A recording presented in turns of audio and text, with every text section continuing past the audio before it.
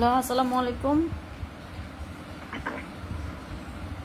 Hello, আসসালামু আলাইকুম আপু, কেমন আছো? এই সময় একটু দাঁড়া, আমি ভাত খাচ্ছি, আমি হাত পা ধুয়ে আসি, তুই লাইনে থাক। ওকে।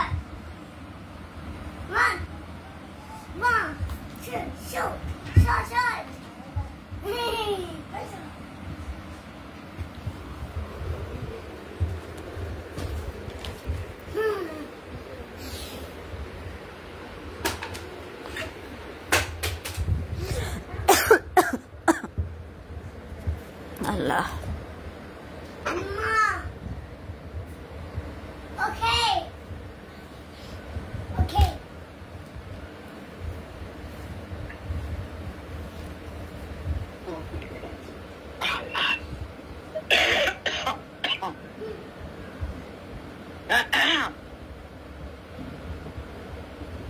হ্যালো, হ্যাঁ আপু। এখন আপু মনে হয়েছে? আচ্ছা শুনো, আমি একটা কথা বলি। তুমি আমার একেবারে আমার মানে খালা, তোমার আম্মু যখন মা দুনিয়া থেকে চলে যায় তখন কিন্তু গোসল ঘরে আমি ছিলাম। হ্যাঁ, তুমি ছিল না, তোমরা আশেপাশে ছিল না, গোসল ঘরের ভিতরে আমি ঢুকছি। হ্যাঁ, তোমার হাসনা খালাম্মারটাও, রোকসানা খালাম্মার বেলাও। আচ্ছা, কারণ কি সবাই যাইতে তো পারে না, সবাই তো অনেকে ভয় পায় না, ওই পানি টানি আগায় দেওয়া ওগুলো আমি করছি। এখন শুনো, তুমি আমার যেমনই হও না কেন, তুমি তো আমার বোন। তুমি আমার নাম লাইভে কইছো আগে, তুমি গেছো বল না আপু, আগে তুমি আমারে বলো, এই যে তুমি যে মানে তোমার সাথে আমার জীবনে আজ পর্যন্ত কোনোদিন সামনাসামনি দূরে কোনোদিন তর্ক বিতর্ক, তোমার সাথে বেয়াদবি কখনো আমি করছি? না। তাহলে আমার এত বড় ক্ষতিটা কেন করলা আপু? কেন আজকে আমাদের মৃত্যুর দিকে তোমরা নিয়ে যাচ্ছ? মৃত্যুর দিকে নিয়ে যাচ্ছি তোমা? আমি ভালো আছি, ভালো থাক। আপু বিশ্বাস করো, আমার মানসিক সিচুয়েশন ভালো না। তুমি যে বলছো যে মেন্টাল হেলথ হসপিটালের ওই প্রেসক্রিপশনটা ভুয়া, আমি তো সার্টিফিকেট দেই নাই। মেডিকেল সার্টিফিকেটটা আমি যে ওখান থেকে ডিসচার্জ হয়েছি, ওই সার্টিফিকেট দেখলে তো তুমি অবাক হয়ে যাবা। আমার মানসিক কন্ডিশন ভালো না। আমি তো তোমাদের কারো ক্ষতি করি নাই রে আপু, আল্লাহ একজন সাক্ষী। আমি আকাশ নিবিড়ে বিয়ে করি নাই রে আপু। তুমি যে আমারে তুমি আমারে শোনো আপু, তুমি আমারে মনে আছে মাস 6 বা 1 বছর আগে একবার ফোন দিছিলাম, বলছিলাম আপু আমি রাস্তায় ঢাকার বাইরে গেছিলাম, আসতেছি। কত সুন্দর তোমার সাথে কি আমি বেয়াদবি করে একটাবার কথা বলছি আপু আজ পর্যন্ত? তাইলে তুমি বেয়াদবি তো করছো ইয়ার মধ্যে লাইভে আইসা? না, লাইভে আইসা করছি কেন? তুমি যখন বললা যে আম্মু নাদিম ভাইয়া নাকি আম্মুর ভয়েস রেকর্ড করে তোমারে দিছে, ছাইরা দিছে, তখন কি আমি বলছি? তার আগে না না। আর তুমি কি করছো আপু? শুনো, তুমি প্রত্যেকটা কমেন্টসে যায়া আকাশ নিবিড়ে প্রতিটা পোস্টে কমেন্ট করতেছিলা।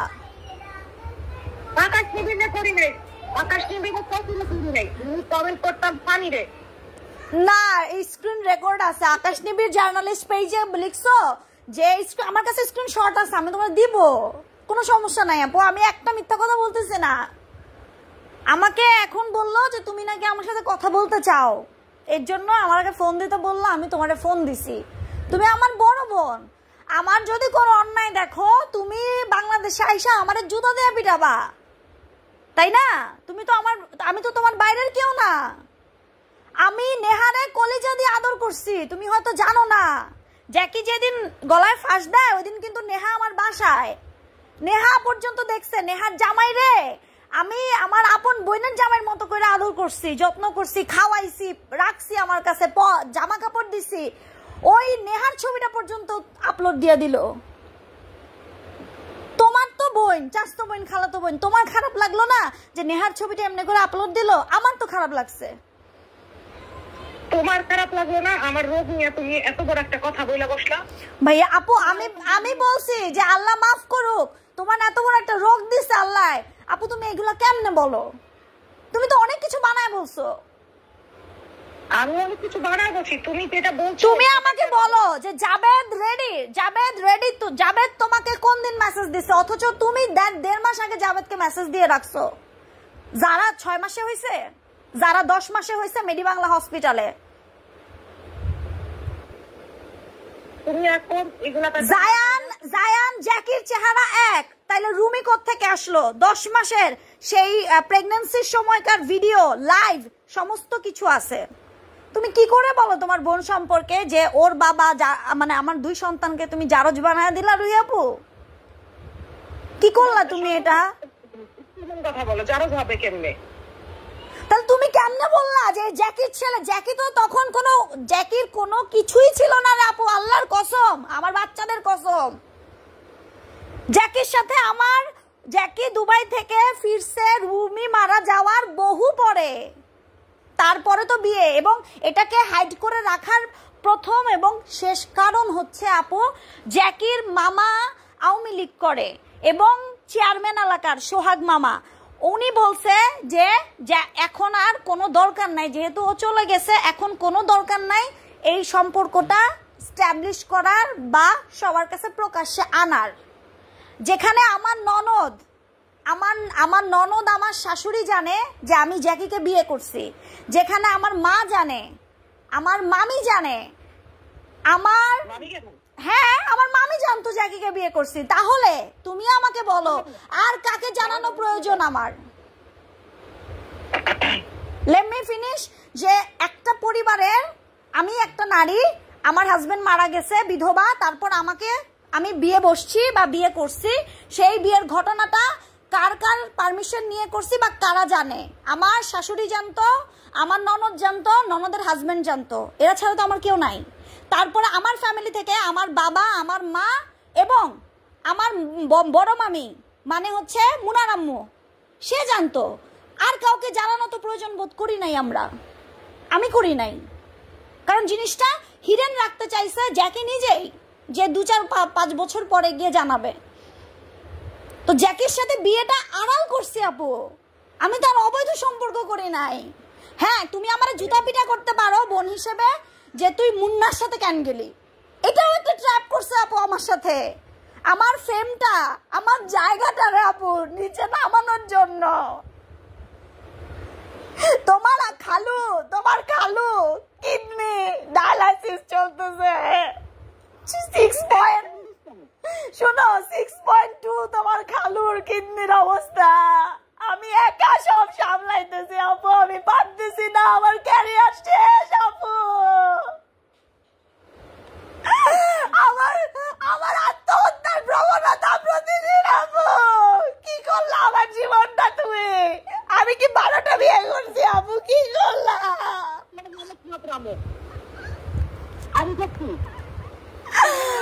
আপু তোমার নিয়ে যদি আমি কিছু বইলা থাকি, তুমি আমার ফোন দিয়ে কইতা, তোমার কাছে তো আমার নাম্বার আছে, আমার জীবনটা শেষ করে দিলে এমনি কইরা। না, তোমার বলা উচিত ছিল, তুমি 1 মাস ধরে মায়ের এইদিক ওদিক ফোন করাইছো।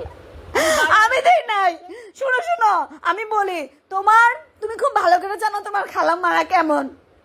আমি ওনাদেরকে বলছি যে রুই আপু যদি কমেন্টস করা শান্তি পায়, আমার আবির দেখাইছে কমেন্টস গুলা।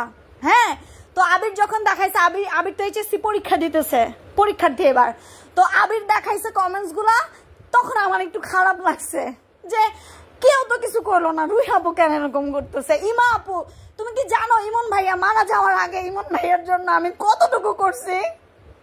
ইম্পর্টেন্ট না, তুই মানে কমের কথা সেটা হলো না। তারপরে তুমি শোনো, আমি আসতেছি। এই যে তুমি যে কথাগুলা শুনো, বাইরের একটা মানুষ বলা, এই যে বাইরের আকাশ নিবিড় যা করতেছে, তুমি তোমার বুকে হাত দিয়া গাও, তোমার কি মনে হইতেছে না ও ভিউয়ার নিজের জন্য করতেছে, ও ভাইরাল হওয়ার জন্য করতেছে? এটা তো অবশ্যই সে ভাইরাল হওয়ার জন্যই করতেছে। তাইলে এই মানুষটার সাথে যখন আমার তুমি সৎ হও যাই হও, ছোটবেলা থেকে তো আমার আব্বুর জন্য মুরগি টুরগি নিয়ে উত্তর যাত্রাবাড়ির বাড়িতে গেছিল।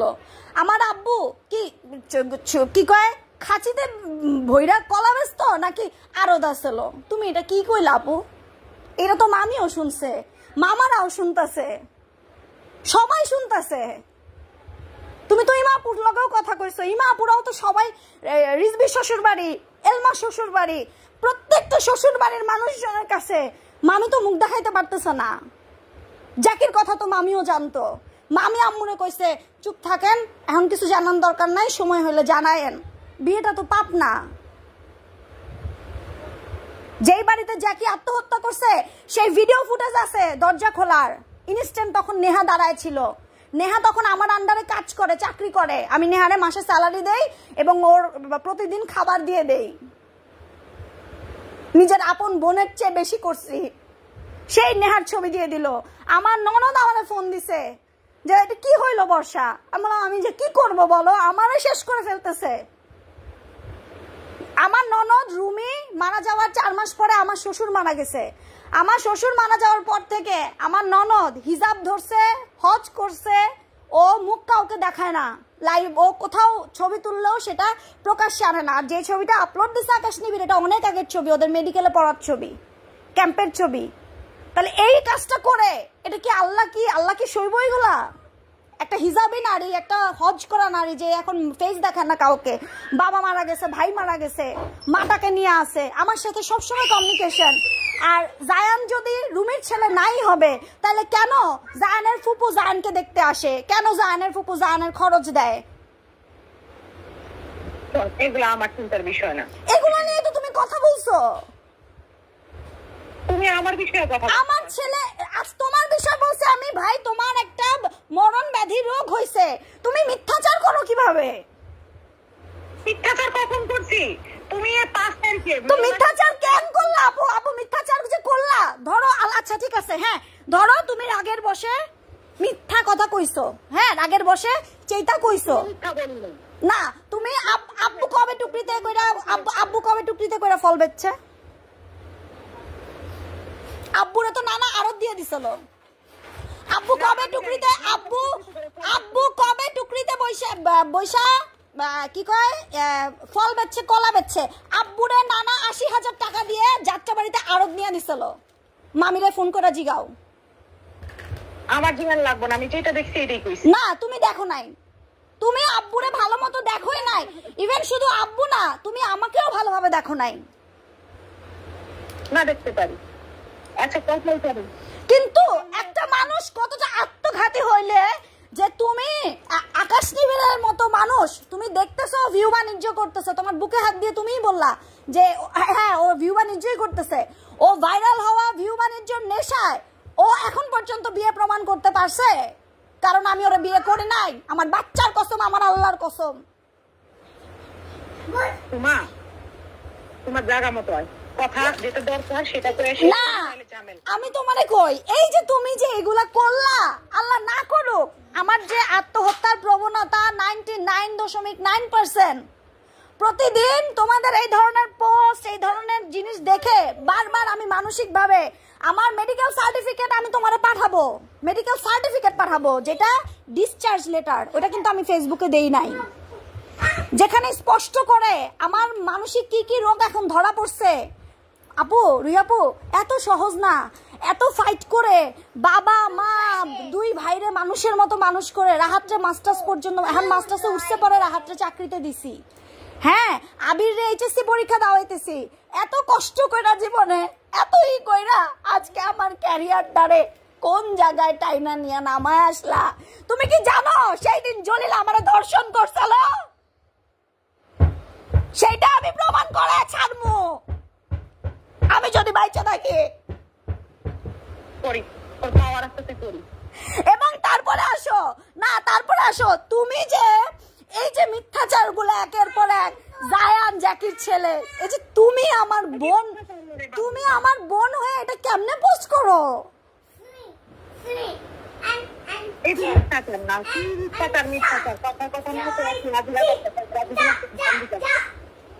না মিথ্যাচার তো অবশ্যই, মিথ্যাচার না কি এগুলা? এখন আল্লাহ না করুক আমি যদি সুইসাইড করে ফেলি, তুমি কি ভাবছো আল্লাহ তোমাকে মাফ করে দেবে? আমি যদি তোমাদের এই মিথ্যাচারের কারণে দুনিয়া থেকে চলে যাই, আমার বাচ্চা 2টা এতিম হয়, তোমার কি মনে হয় আল্লাহ তোমাকে মাফ করে দিবে? আমি তাহাজ্জুদ পড়ে নামাজ পড়ে বিয়ে করে নিব। কি করে নিবা? হ্যাঁ, তাহাজ্জুদের নামাজ তো আমি আল্লাহ 30 দিন পড়ি। কই তোমার কাছ থেকে তো আল্লাহ আমারে মাফ করাইতেছে না। তুই হাদিস ভুল করছিস। তোমার কাছ থেকে তো আল্লাহ আমারে বাঁচাইতেছে না। আমি তো আল্লাহ 30 দিন তাহাজ্জুদ পড়ি, কোনদিন বাদ দেই না। আমি হাদিস ভুল করছিস। হাদিসের মাফ চাওয়ার নিয়ম হলো যেটা আল্লাহর কাছে গুনাহ সেটা আল্লাহর কাছে মাফ করবি, যেটা মানুষের কাছে গুনাহ সেটা মানুষের কাছে মাফ করবি। তাহলে তুমি তো আমার কাছে অনেক অনেক গুনাহ করছো।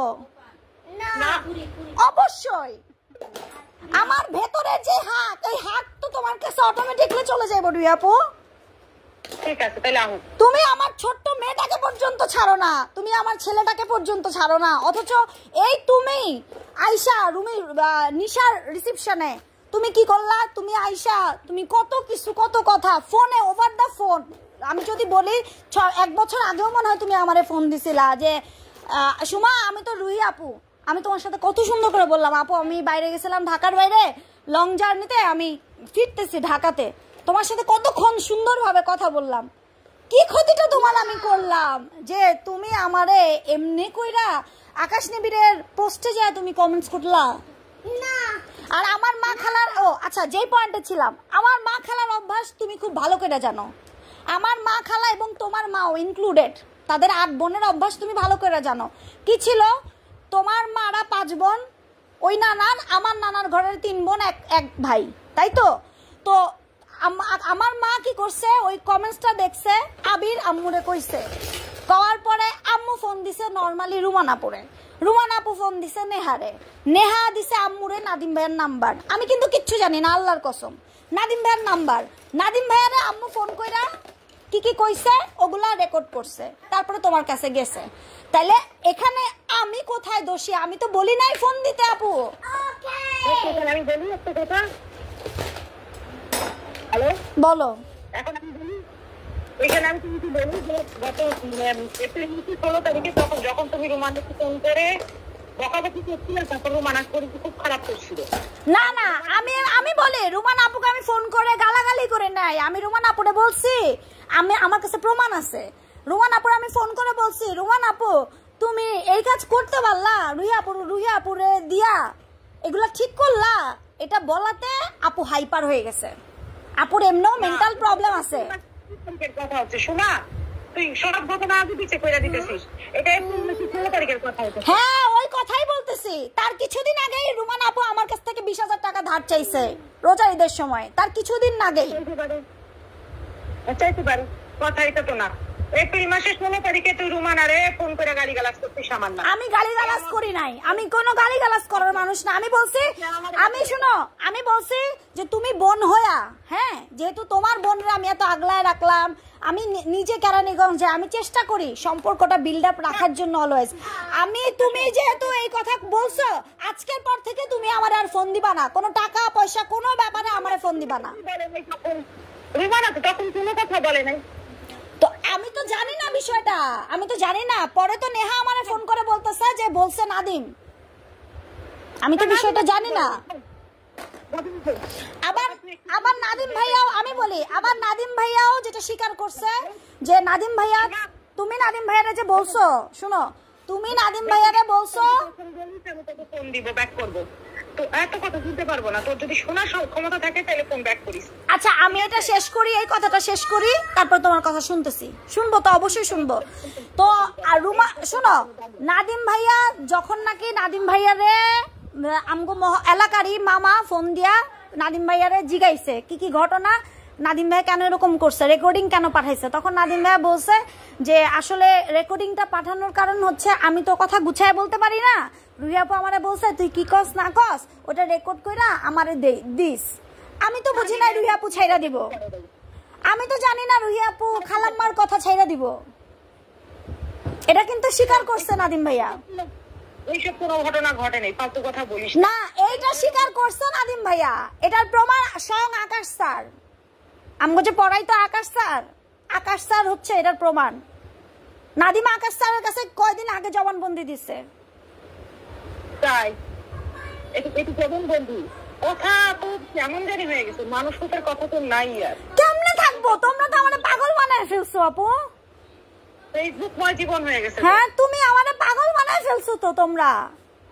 তুমি কি করতেছো আমারে? তুমি কি করতেছো? তুমি বলো কি করতেছো তুমি? আমি আপু এটা 30% না, তুমি আমারে আরো চটাইবা, তুমি আরো দেখবা। তোমার আমি এখনো সময় দিতেছি, তুমি আমারে চটান বন্ধ করো। এটা 30% না আপু। এত মিথ্যাচার করবা আর আল্লাহ তোমারে ছেড়ে দিব তুমি ভাবতেছো?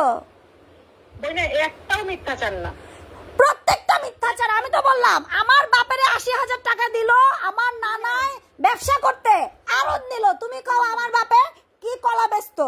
কি কথা বললা এটা? কলার আড়তে কবে আমাকে পাইছে? কবে কলার আড়তে পাইছে আমারে? চিল্লাও না। না, কলার আড়তে কবে পাইছে আমারে? এখন আমি কি করব জানো? সরাসরি নাদিমের উপর অ্যাকশন নিব। তুমি দেখতে চাও? হয় তুমি বোন হিসেবে থামবা, আর নাহলে আমি এখন নাদিমের উপর অ্যাকশন নিব।